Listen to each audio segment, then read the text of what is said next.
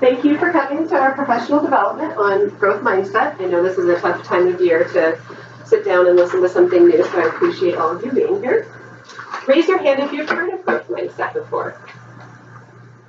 Raise your hand if you've used any growth mindset strategies in your classroom. And have any of you had any success, seen any success with growth mindset? Good.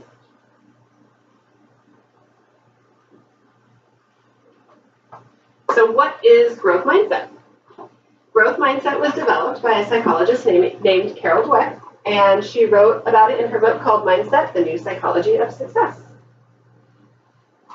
And according to Dweck, a mindset is a set of beliefs or perceptions that one feels about themselves. And these perceptions can range from how smart someone feels, that they are academically, or how well they perform in their personal or professional life.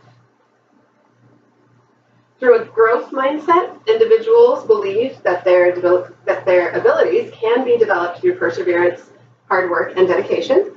And attaining a growth mindset requires practice and transformation in thought towards viewing challenges and failures as opportunities for progression. So the opposite of growth mindset is a fixed mindset. And a fixed mindset is where an individual believes that their set of qualities in education or their personal or professional lives are fixed in place. They're fixed traits that cannot change. They believe that talent alone is responsible for their achievements and successes. Dweck's studies have shown that students who have adopted a fixed mindset of whether they are smart or dumb, or who believe they will succeed or fail, will do exactly that. So simply put, if they don't think they can, they won't. How many of you feel like you have a fixed mindset of something in your life, where you feel like there's something you can't do? I think that's normal. Especially as we get older. Right, you feel like there's nothing that you can do to progress. So we want to change that for our students so they don't get locked in that feeling.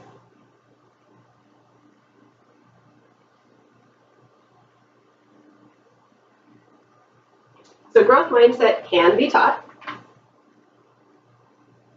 So in order for growth mindset to be taught in the classroom, teachers must be willing to work on themselves and adopt the idea for themselves as well, and work on improving their own practice.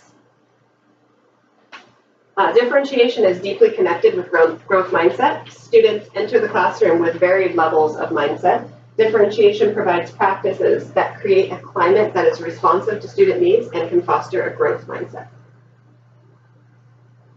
So different things that you can do in class to show differentiation and build growth mindset would be previewing and pre-assessing content, compacting curriculum, utilizing flexible grouping, managing classroom space, accelerating and enriching learning, and assessing learning. The assessments go back to that flexible grouping. Where can you place children so that they are working at their own levels?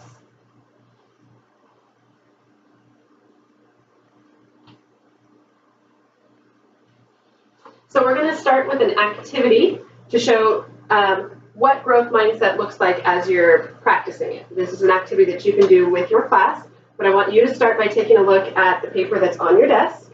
It's folded and cut. Try not to touch it, but look at it from all different angles. See if you can figure out how to create this shape with the paper. And then you also have a piece of paper and some scissors in front of you. And go ahead and give it a try, see what you can do. See if you can create the same shape.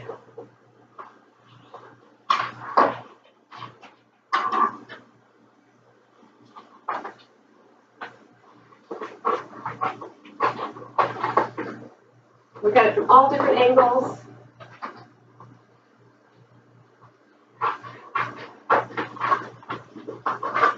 How are you doing?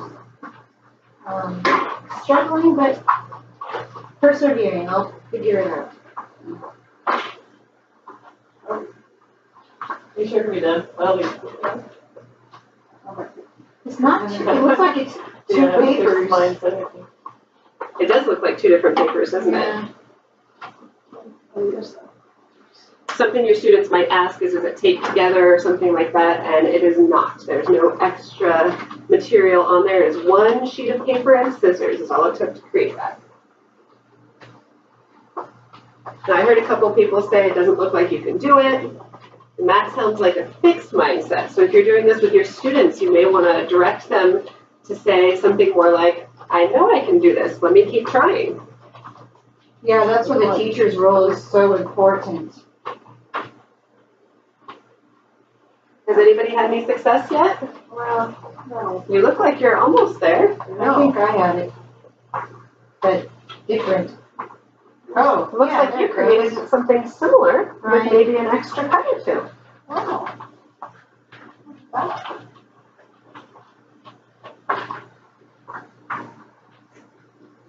Now, in the interest of time, I will go ahead and show you the video that accompanies this on in your packet. You'll notice that I've included the link to the actual activity so you can do it with your class. And then there's also a link to a YouTube video that shows how to create this piece of paper. So I'll go ahead and show you the video.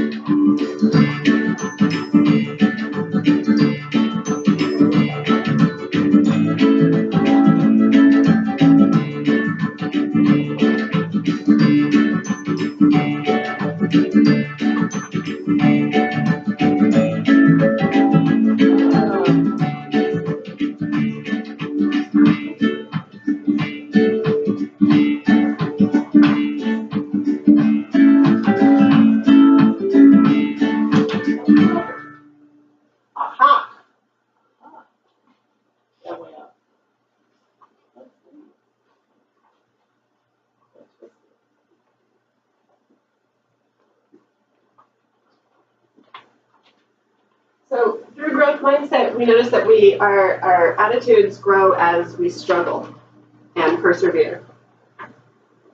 So in your packet, I've also included a few other activities that you can use from lower elementary all the way to upper elementary.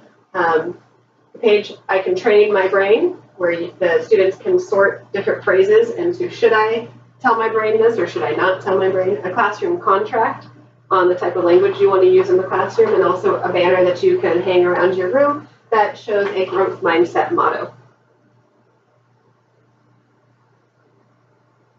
So what other things can you do at school to teach growth mindset? So praising a child's intelligence is not the best way to motivate learning. Rather, praising a child for their effort and learning process is better. Remind students that fast learning doesn't always equal deep learning. We always have those students who think they're better if they're done first, and it doesn't always end up that way. Sometimes those that are slower workers actually have a deeper learning of what's happening. Support students in thinking differently and trying new strategies to approach a problem. Teach students that the brain is capable of change, and change is achieved through challenge and struggle, just like you did with the piece of paper. And students should participate in decision making. Develop tasks that are personally meaningful and differentiated by ability level. And students should be allowed to work at their own pace and be evaluated by their level of effort, creativity, and strategies. So there's a few different pieces of technology that you can use to help grow the idea of growth mindset. And according to the Rosetta Stone Company, there are 6 key things to look for in technology that supports a growth mindset. The first one is choice over the learning path and the opportunity to take learning risks. So if they have a choice within the technology, they feel more connected. Continuous feedback and ongoing effort. So if the technology incorporates a teacher dashboard somewhere that you as a teacher can give the student feedback. Denotation of progress through competencies gained. Personalized material that challenges and engages students, so things that work to each student's ability level. Continuous opportunities for individualized practice and mechanisms for teacher support. And fostering supportive classroom and home to school communication. So if there's technology that you can share what the students are doing at their level with the parents. So a few of these tech-based apps that are geared toward growth mindset are, the first one is Quill, which is a writing app, and it focuses on grammar, vocabulary, and sentence editing. And it contains a teacher dashboard where you can communicate with the students, and it can be used individually or in partners or groups. Another great one is Tinkercad, which focuses on problem solving. The students create 3D models, and it contains a teacher dashboard as well, and it's good for all grade levels, and it builds perseverance skills.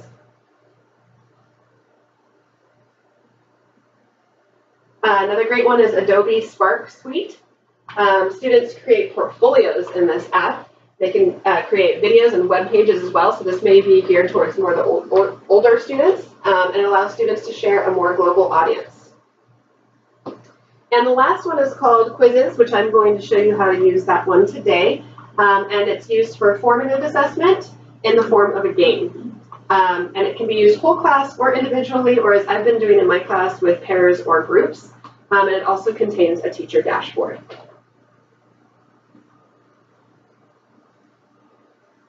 Okay, so I'm going to go ahead and pass out some iPads, and if you will, on the iPad, if you will find the Quizzes app.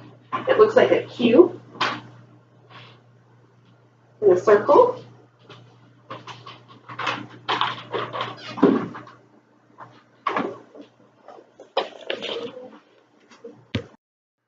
Okay, so did you all find the Quizzes app? Yes. And on your screen, what you should see is an area to put in a 6-digit code. So on the teacher dashboard, what you can do, this is my dashboard, what you can see is I searched for second grade material, because that's the grade level I teach, and I found a great second grade math review game. And so you click on the game, and what I'm going to do is, if I click on play live, it gives me the option to change some of the settings. And here you can change if you want it to shuffle questions, if you want it to show answers. There's lots of different ways that you can customize this for your own class. I'm going to leave everything where it is. And when I click proceed, it's going to give a 6-digit code. And if you'll go ahead and put that in your iPads. And after the 6-digit code, it's going to ask you to put your name in. So you can put a nickname or your name, or if you want to put a number, something just to show who you are so you know who you are up on the screen. You'll see in a minute it's going to start to populate here with the game members. There you are. Sally's in. LHB's here. Yeah, right. Okay. That's what I missed.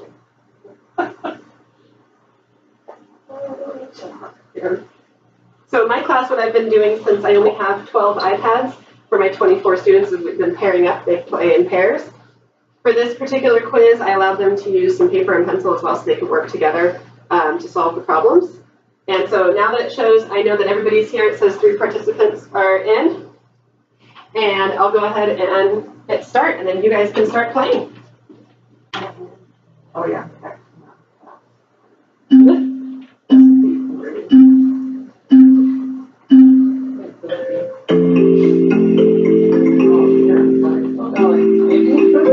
And so for this one, the shuffle is on, so each one of you will be receiving different questions at different times. So by the time the game is over, you all will have answered all the same questions.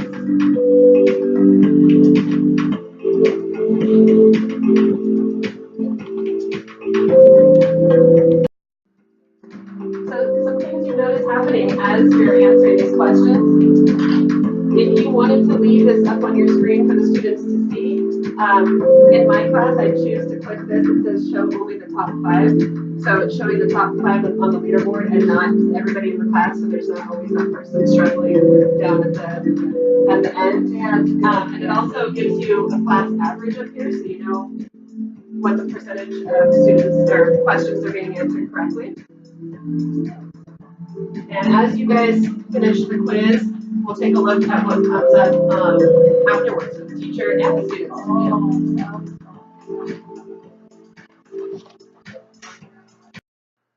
So, a really cool thing that it shows you at the end here is it gives you the total class accuracy. It'll tell you the toughest question, the longest question, and then if you scroll through the different, the grid here, it'll show you all the questions and how everybody answered them.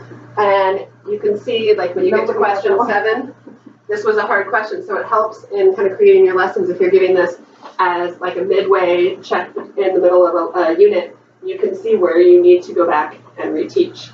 This could be good for helping to make groupings too. If the students are completing this individually, you can pull up this teacher dashboard on your computer and take a look at who needs what specific skills and group them that way. And there's also a way to communicate with parents some of their successes on this app. Cool. I'm going to get back. You guys can log off of your iPads. I like this a little bit better than Quizlet because it gives inspirational little pictures and little notes and Yeah, the kids really like the little memes that pop up in between. And I will say it's much calmer than Kahoot. yes. That's frantic. Oops. All right. Bear with me for a moment.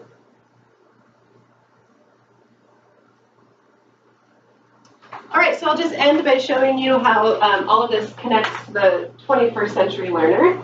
Because the 21st century learner is a student who utilizes skills such as collaboration, critical thinking, problem solving, and digital literacy. These are skills that will help today's students thrive, and students today are being asked to reach higher standards, thus the need for growth mindset as they navigate their way to success.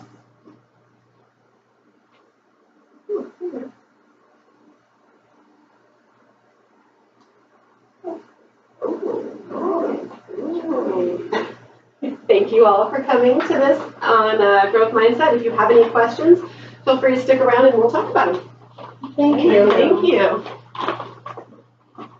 Yeah, I might get that.